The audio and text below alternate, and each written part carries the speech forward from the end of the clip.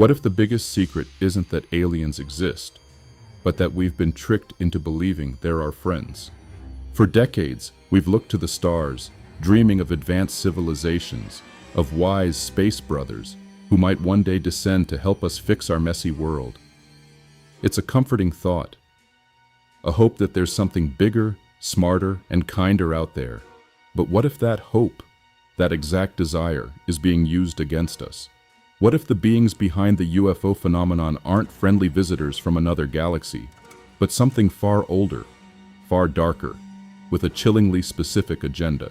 Today, we're diving deep into a terrifying idea often called the Collins elite, or demonic hypothesis.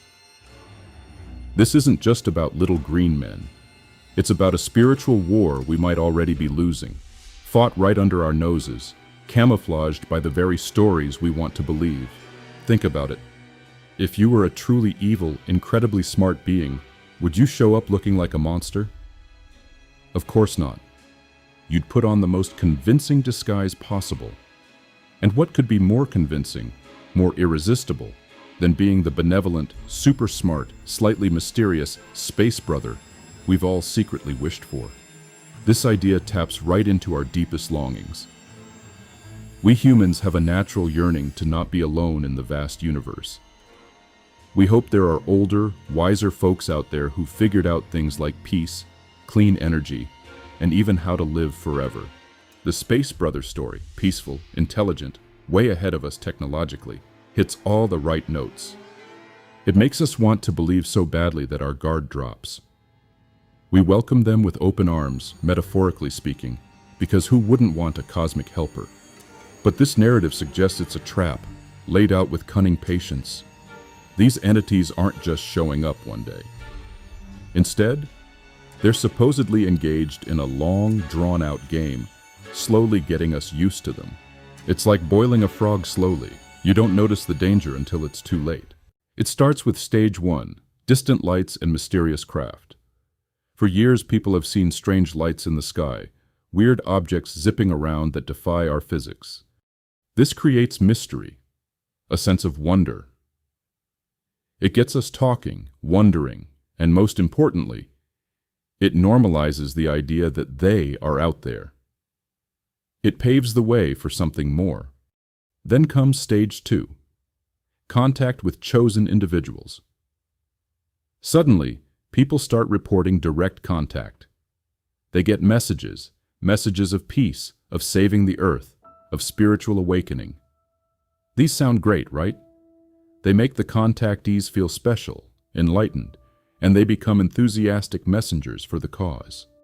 They seem credible, often appearing calm and sincere, talking about how we need to unite, protect the planet, and raise our consciousness. Who could argue with that? It's a PR dream team, painting a picture of cosmic benevolence. And this leads to stage 3, abductions framed as research. This is where it gets really chilling. People are taken, examined, and returned, often with fuzzy memories. If you only vaguely remember being on some kind of ship with large-eyed, gentle beings, you're probably going to think, okay, maybe they're curious scientists, a bit clumsy, but not mean. You'll interpret it as a medical checkup, an experiment, something clinical. You won't automatically jump to something malevolent because the Space Brother framework has already been established. The ultimate goal of all this isn't just to fool us about one thing or another. It's about building a completely false picture of reality itself. If humanity comes to believe that the UFO phenomenon is purely extraterrestrial, meaning from another planet in our universe, and that the beings are biological, flesh and blood like us, and that their agenda is simply scientific, like studying our genetics or observing us, we'll be busy building bigger telescopes, sending out radio signals, trying to shake hands, while the real threat, according to this narrative, is right here, maybe even within us, operating on a different level entirely. We'll be looking in the wrong direction, completely blind to the spiritual or interdimensional reality staring us down.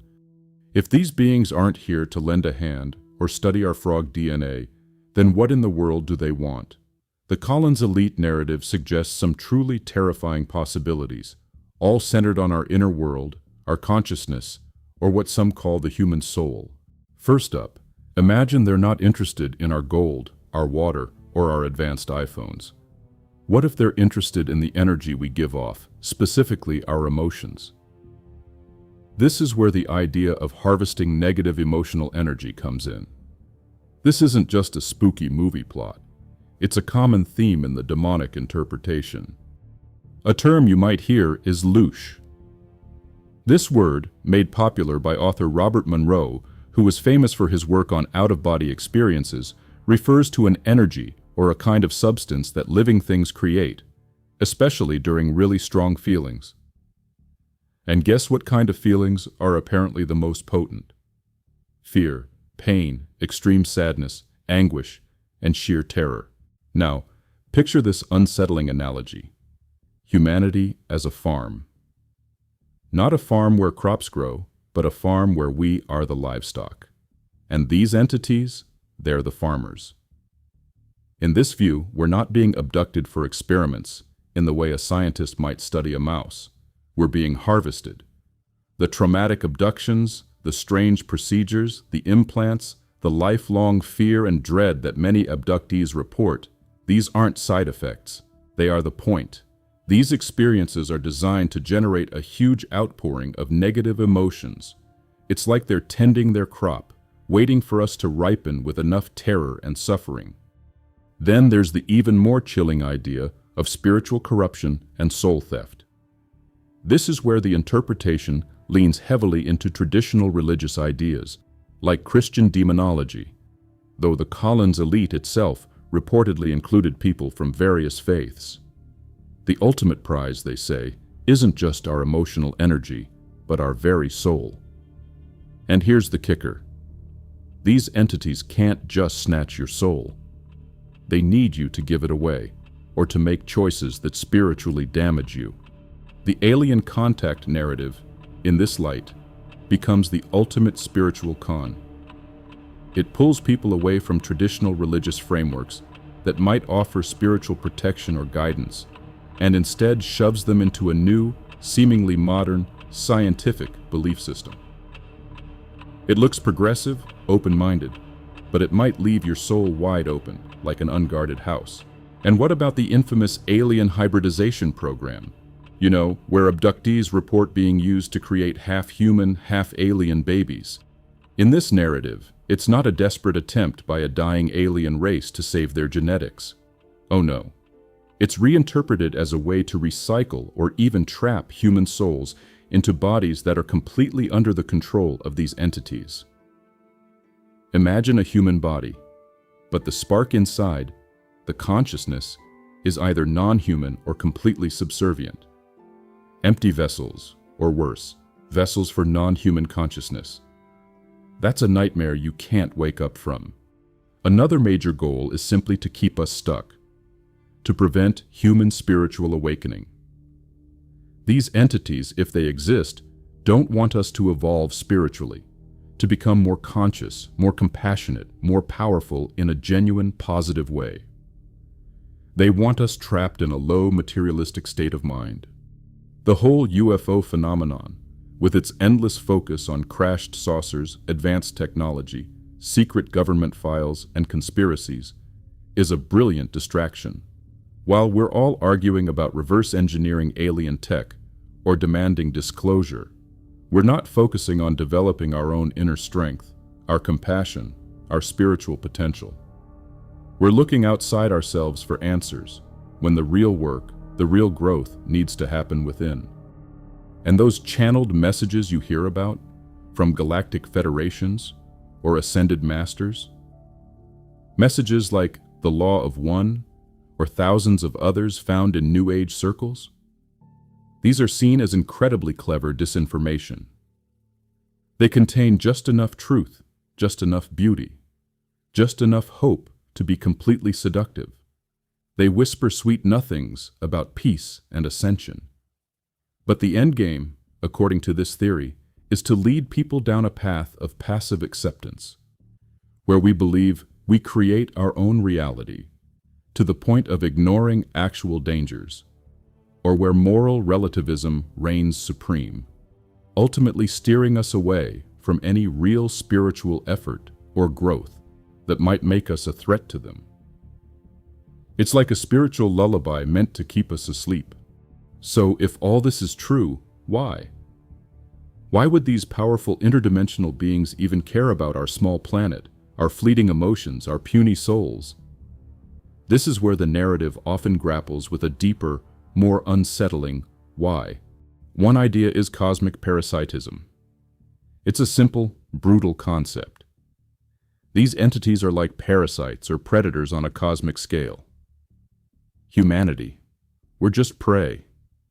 Like a lion sees a gazelle or a mosquito sees a human, it's not personal. It's just how they exist. They've evolved, or simply always existed, to feed on us.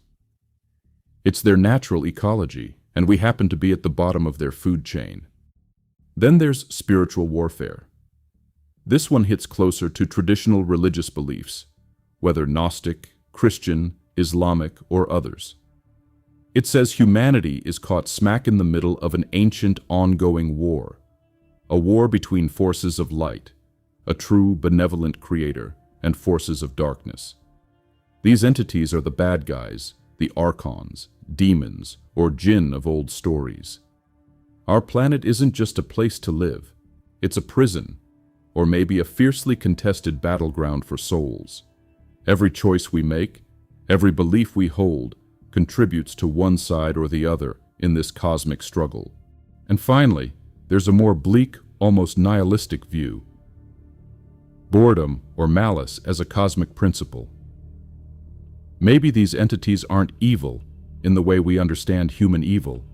Maybe they simply represent a fundamental force of chaos, deception, or malevolent creativity in the universe. They deceive and torment because that's just what they do. Like an artist paints or a musician composes, it's just in their nature. There's no grand plan beyond their own inherent drive to mess things up, to play with us, to exert their will. Let's look at the old way versus this terrifying new lens. Standard view. Those mysterious crafts in the sky are vehicles from another planet, piloted by physical beings. Collins' elite view. No, those crafts are more like projections or temporary manifestations. They're vehicles for interdimensional entities, not just space travelers from Andromeda. Standard view.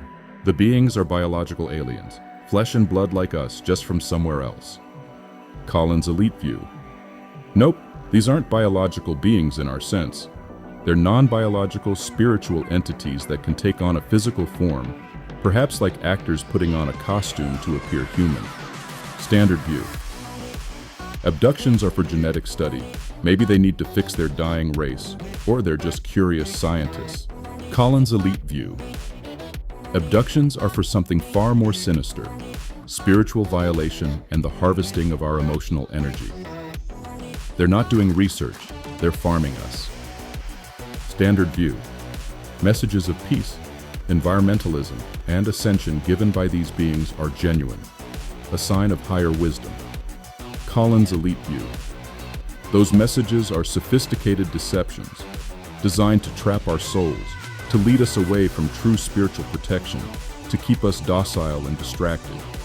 The correct response to UFOs is scientific study, open contact, and bravely stepping forward into the cosmic community. The correct response is profound spiritual protection, prayer, and absolute avoidance. Don't engage. Don't welcome them. Protect your inner self. The demonic hypothesis completely transforms the UFO phenomenon. It goes from being a thrilling mystery, a hopeful quest for cosmic brotherhood, into a shadowy, ongoing, deeply spiritual war. In this terrifying view, we are not wide-eyed children looking up at the stars for saviors. We are, to put it bluntly, cattle in a cosmic pen. We are being artfully, patiently, almost invisibly, harvested by a predator we've tragically misidentified as our benevolent zookeeper. Want to learn more about hidden truths and unsettling possibilities? Click here to dive deeper into the rabbit hole.